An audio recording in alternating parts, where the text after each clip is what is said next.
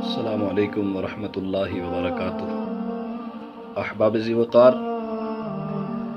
آج جو میں آپ کی خدمت میں ایک بہت ہی پیارا اور خوبصورت وظیفہ لایا ہوں، حادثات سے بچنے کا وظیفہ، نبی کریم رؤوف الرحیم سید عالم صلی اللہ علیہ وسلم کے ایک صحابی جن کا نام حضرت ابو دردہ رضی اللہ تعالی عنہ ہے، حضرت ابو دردہ رضی اللہ تعالی عنہ کی خدمت میں ایک شخص حاضر ہوا، عرض کیا حضور آپ کا مکان جل گیا ہے؟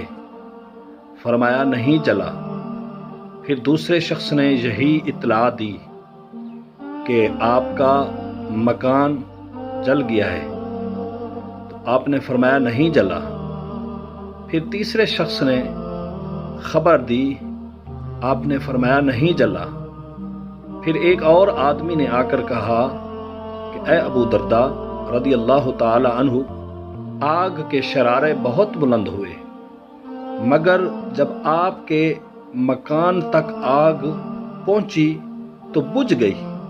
فرمایا مجھے معلوم تھا کہ اللہ تعالی ایسا نہیں کرے گا کہ میرا مکان جل جائے، کیونکہ میں نے رسول اللہ صلی اللہ علیہ وسلم سے سنا ہے کہ جو شخص صبح کے وقت یہ کلمات پڑھ لے، شام تک اس کو کوئی مصیبت نہیں پہنچے گی۔ تو میں نے صبح یہ کلمات پڑھے تھے، اس لیے مجھے یقین تھا کہ میرا مکان نہیں جل سکتا۔ دوستان محترم، وہ کلمات کون سے ہیں جو حضرت ابو دردہ رضی اللہ تعالیٰ عنہ صبح کے وقت پڑھا کرتے تھے؟ آئیے میں آپ کے گوش و گزار کرنا چاہتا ہوں وہ کلمات، آپ بھی سن لیں اور آپ بھی اپنا معمول بنا لیں اس وظیفے کو، روزانہ یہ وظیفہ آپ کیا کریں۔ بسم اللہ الرحمن الرحیم۔